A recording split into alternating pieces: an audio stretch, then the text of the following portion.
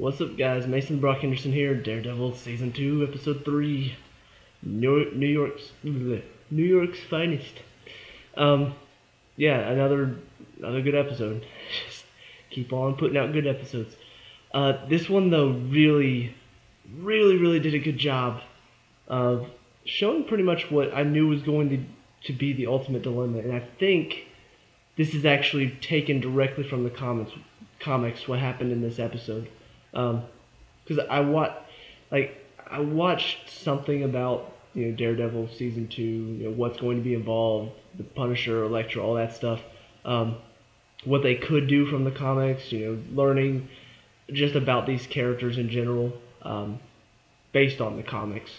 And obviously they're not going to go the exact route that the comics did, most likely.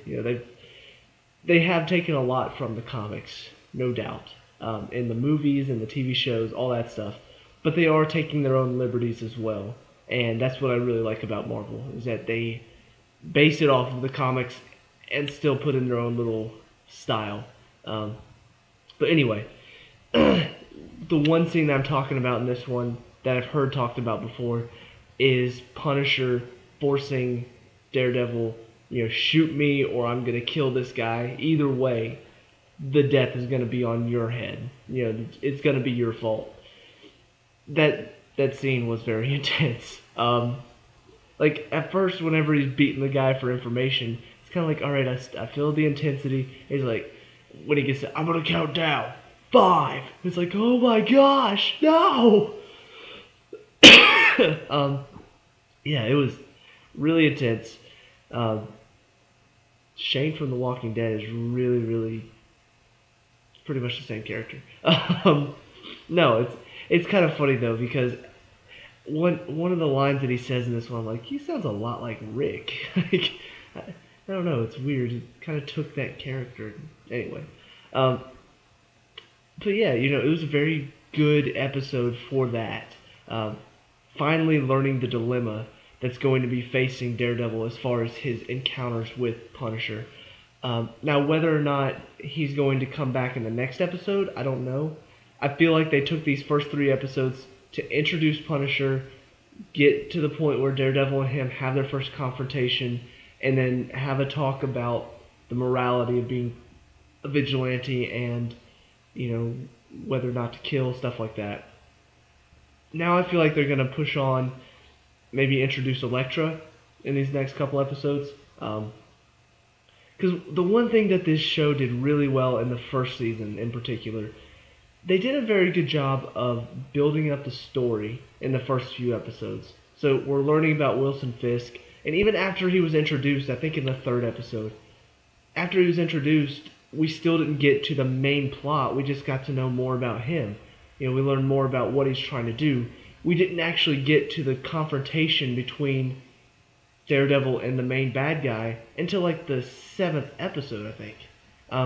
So it was well into the about halfway through the season before we actually got into the main confrontation going on, the main plot.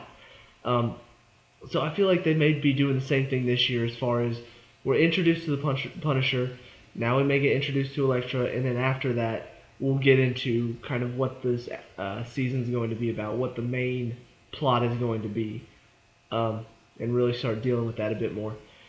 So yeah, it was really good episode though, beyond the Punisher, the stuff going on around it as well. You've got Karen kind of dealing with the DA's office. She's trying to really save Nelson and Murdoch, which is kind of funny when you think about it, because Nelson and Murdoch are both focused on other things, while she's the one trying to save the company. I feel like that's probably going to become a little rift between her and Foggy and Matt, is that she's going to feel like, hey, I was doing everything I could to try to save this company. What were you guys doing? What were you involved in? And obviously they can't tell her because they can't reveal that Matt is Daredevil. But I do think it's gonna start to create a little bit of a crack in their friendship. Because we really didn't get, we got that crack in the friendship of Matt and Foggy whenever he found out about Daredevil. But we didn't really deal with the 3 of them. There was a little bit of tension between them because she knew something was up, but they weren't talking to her and they weren't talking to each other, and she was worried about that. But as far as like creating a rift between the three of them, we didn't really get that in the first season. We just got a little bit of a squabble almost. Um, so I feel like this season they may really break up their friendship for a good bit before they're probably most likely gonna fix it. Um, but yeah, it does seem like they're setting up for that because she is the one doing all the stuff to try to save Nelson and Murdoch, um, their law firm, and they're focused on the Punisher. Foggy's focused on trying to find Matt because he knows something's wrong. Um, so yeah, it was interesting seeing her deal with that. It was really nice to see Foggy kind of. We're learning more about his strengths as far as what he does well because we knew that he was a pretty good defense attorney based on the first season. We knew he knew the legal jargon. He knew kind of the smart where Matt was able to hear certain things that he couldn't and make decision based on that. You could tell that he had a sense of when to kind of maybe not take this person's case because something's up. But at the same time, he did have a very good sense of justice about him. It's almost more realistic sense of justice than Matt, who is, we need to help this person because they're innocent. Oh yeah, talking about his strengths. In this episode, he's in the hospital talking to Claire, trying to figure out if she knows anything about Matt. I love she makes a reference to Luke Cage. I love the fact that they're referencing them. I hope they maybe either have Jessica Jones or Luke Cage appear at some point in this season. That would be cool. But there's a moment where one of the guys, because all of these gang members are being sent to this hospital after the Punisher, really tries to take them all out. There's a lot of gang war involved, and so there's fights starting inside the hospital, which is scary to think about.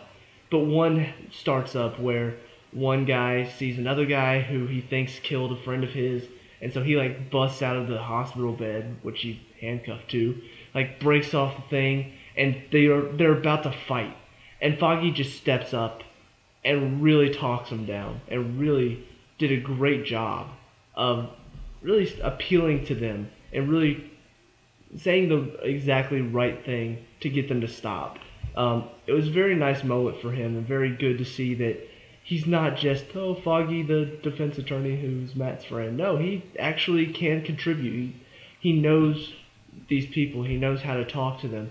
He can be the one where Daredevil comes in and saves the day, but people are still affected by whatever he saved them from. Foggy's there too. He's able to help more on a human level than Daredevil can.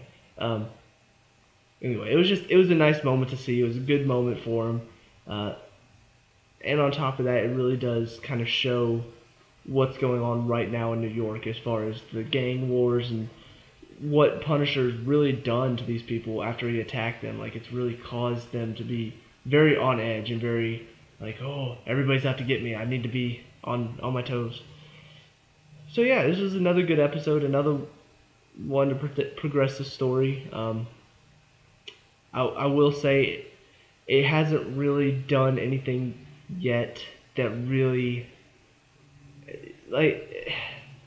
in the third episode, I believe it was the third episode of the first season where that one guy beats the crap out of another guy in a bowling alley, and then at the end of it, that's when he thrusts his eye onto a spike because he gave away Wilson Fisk's name.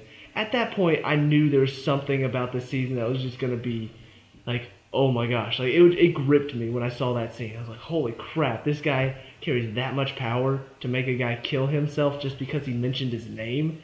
That's scary to think about. So far, we haven't really seen anything like that this season. Although in the second episode of the first season, we did have that hallway fight scene, which was amazing. This one we had a similar, whenever he's fighting down the stairwell and stuff. It was a long fight scene. We see him kind of more desperate near the end, just kind of dodging out of challenges and getting more tired as he goes along, really showing a human side to this long fight scene. So very similar to the hallway scene from the first season, but a little bit different because now he's fighting down a stairwell, and I don't know. It felt like a callback to the first season. Like, hey, this is some of the stuff we've got that makes the show awesome. So enjoy. But yeah, in the end, Punisher gets away. We see what's her face, Karen. She's going through the files. She picks up Frank Castle, Punisher. She picks up his hospital records, pulls out the X-ray, and we see the bullet wound in his head, which is I think that's like Punisher's big thing. I don't know. Anyway, like I said, I know a little bit about the Punisher, but I'm not a huge comic book person. So some of this stuff, like whenever she sees that, the comic book fans are like, "Oh my gosh, it's that," and I'm just like, "Huh, he's got a bullet hole in his head, and that's interesting." Anyway, but yeah, good episode. Excited to see what comes next. What did you think of it? What are you excited to see next? Let me know down in the comments. Leave a like and subscribe for more Daredevil. I'll see you at the next review. Peace out.